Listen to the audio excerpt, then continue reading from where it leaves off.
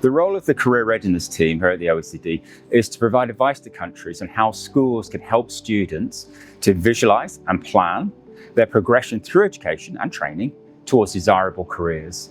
Now, we're interested in career-related development of students from primary to upper secondary education, and what are the most effective, the most efficient, most equitable ways in which career guidance interventions can help them to succeed in the labour market.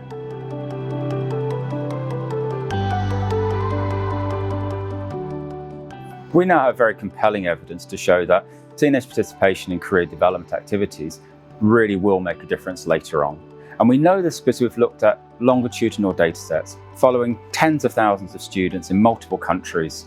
And we know that their participation in career development as a teenager can be linked to better outcomes later on. And often the impacts are really quite considerable. Between 5 and 10% in terms of increased earnings is common. And these predictors that we have related to career development cluster into 3 areas. It's how young people explore a potential future in work, the sort of activities which allow them to investigate their futures. It's first-hand experiences which they might have of actually being in a workplace. And thirdly, how they think about their potential futures in work, how clear their ideas are, how they understand it relates to their participation in education and training.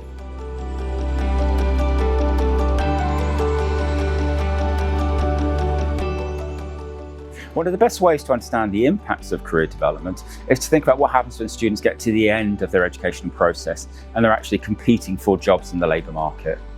And employers decide who gets which job based on, the skills, the knowledge, the qualifications that young people have, based upon their social contacts, who's recommended them, who they know already, but also their confident understanding of vocational areas. And these relate to the human, the social, the cultural capital, which young people can begin to develop while they're in education, allowing them to make good decisions about how they invest their time, how they invest their energy, and making sure that as they go through education, they have a vision in place of where they want to go.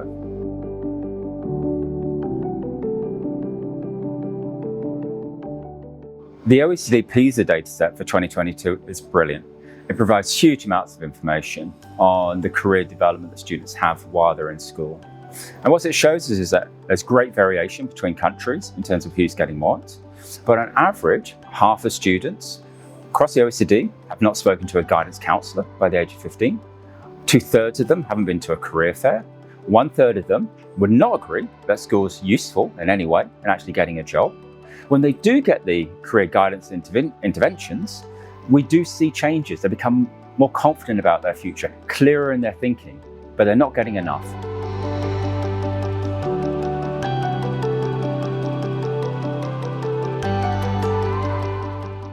What we argue and believe is that students from socially disadvantaged backgrounds need more access to career development support.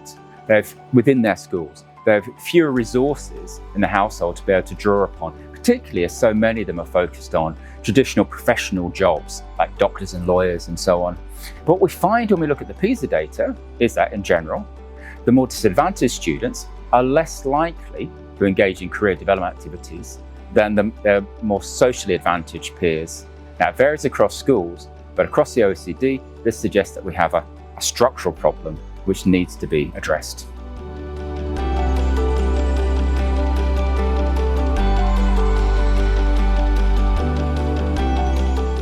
The headline is that students need more guidance.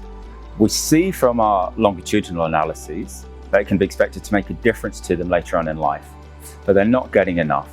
And if you look at our PISA data, we see that students in big numbers around the world are increasingly uncertain about their futures in work.